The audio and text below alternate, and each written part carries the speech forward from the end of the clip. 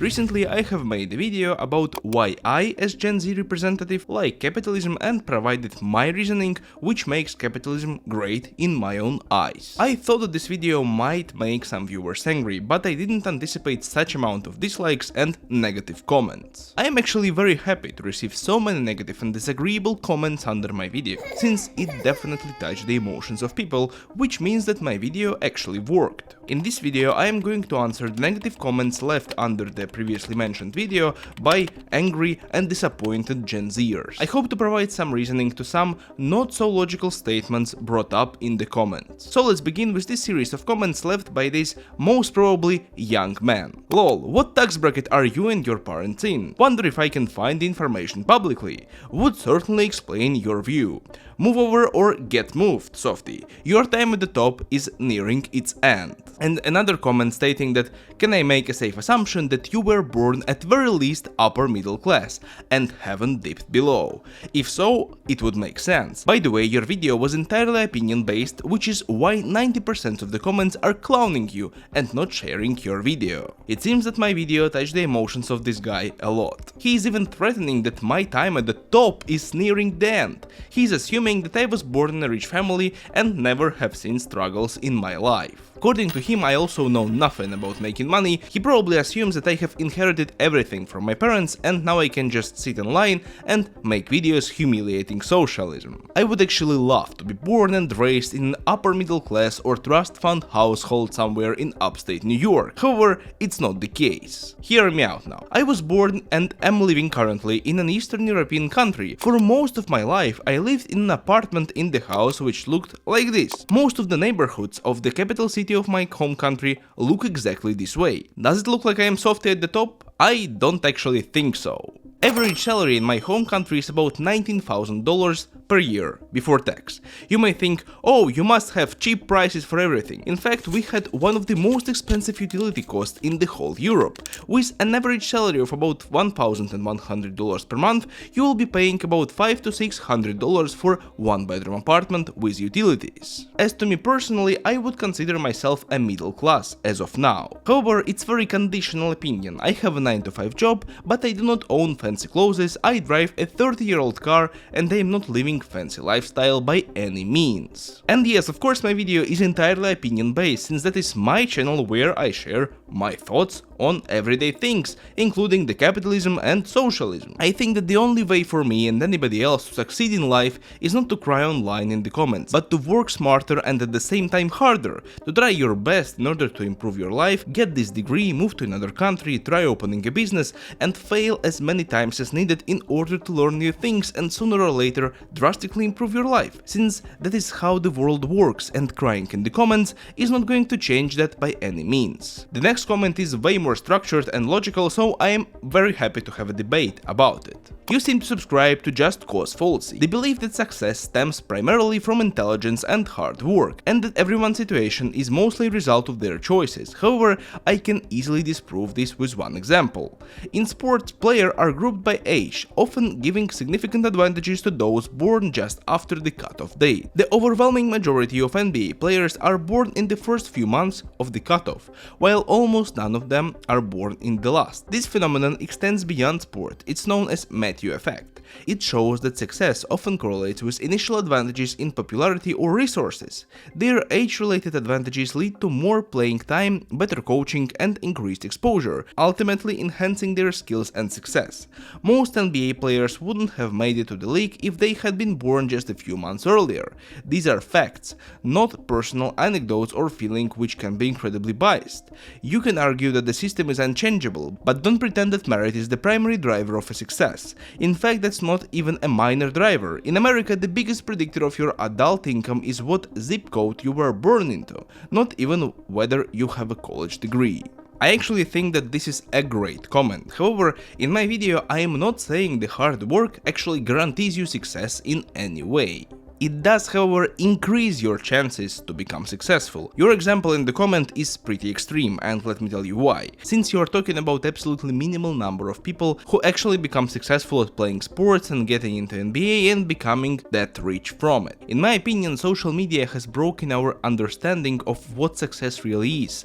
It has made young adults believe that success equals millions of dollars, Lamborghinis, boats, etc, etc. However, I think that success actually is to become better and go further than where you are right now. Let's say you are right, and the biggest factor driving success in the US is actually the zip code of the neighborhood where you are born in. And let's imagine the guy who was unlucky and born in the worst neighborhood possible. What you are proposing for him is to give up and do nothing about it, since he already lost the lottery. My argument is that this guy still has to try his best to improve his life. He most probably is not going to become a white-collar millionaire businessman. However, he has every chance to become a great electrician or a plumber, and with right attitude this guy will be able to make a decent amount of money from that. That, in my opinion, can be considered a great success for him, to improve his life when compared to the position from where he was starting. In my previous video I said that smarter and stronger person will probably succeed and win in life, and that is just our nature, which has been with us for hundreds of thousands of years, and capitalism is just highlighting it. Probably due to that, the next comment states that streamers make more money than brain surgeons, therefore they are smarter and stronger. So this comment and the fact that he is stating in it is straight up not true. Here you are talking about 0.01 percentile of streamers who got successful due to luck and about all brain surgeons. I suggest that we should compare all surgeons to all streamers. Let's begin with the fact that most of the streamers do not earn even $1 per month. They earn nothing. In fact, they are losing money since they have to pay for the internet, camera, streaming software, etc. Just go on Twitch, open any game and scroll down. You will see hundreds and thousands of guys and girls sitting there streaming for 0 or 1 viewers. But let's talk about real numbers here. The average annual salary of neurosurgeon is $684,000, and the lowest amount you can earn is $361,000. Yet the average salary of a streamer is $56,000. However, please remember that if you try to become a streamer, there is about a 99% chance that you will earn nothing. However, if you will become, let's say, even a mediocre brain surgeon, you will be making pretty good bucks, and that is guaranteed. So the brain surgeons in reality make way more money than streamers, which means that they are actually smarter and stronger, which I just proved to you with the data. Viewer with the nickname Monstera69 is asking the following: brother, how much money do you need? 10 million, 100 million, 1 billion? Rich people don't need that much money, they are just addicted to money. You just got influenced by their BS. Please go read some sociology and see how bad your videos look. That is actually a great question. The thing is that a person living in capitalistic society cannot have enough money.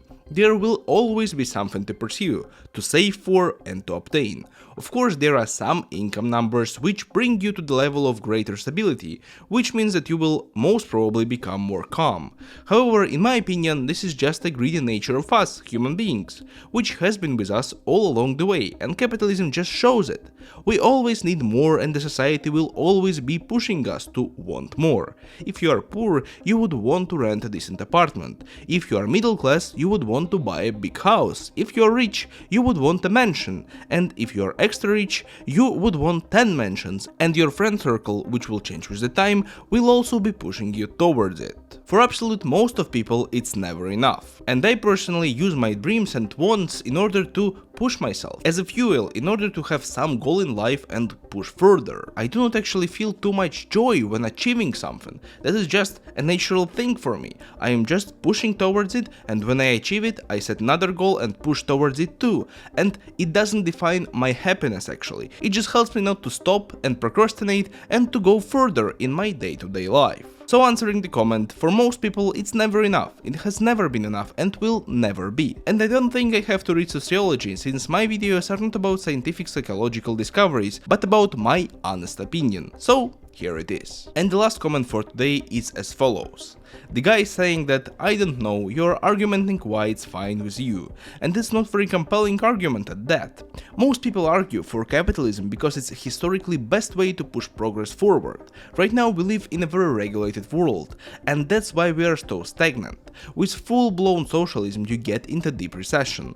It happens pretty much always. Argentina now pays for its past socialist policies. Venezuela is collapsing. All post-Soviet East Europe states are behind West because of years under communism. Capitalism just won the big test of which system produces better wealth over time.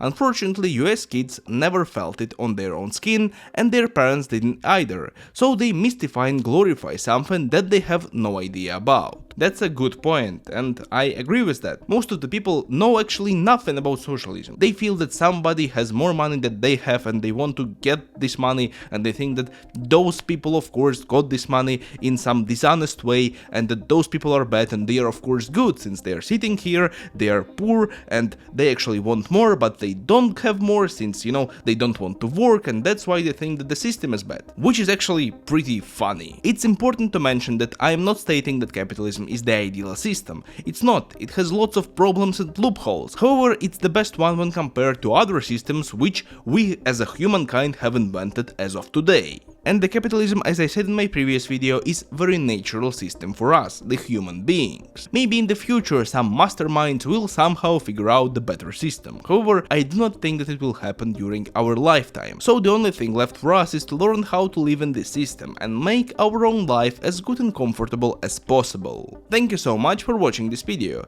If you want to argue or discuss anything said in this video, please feel free to join my Discord server, link is down below.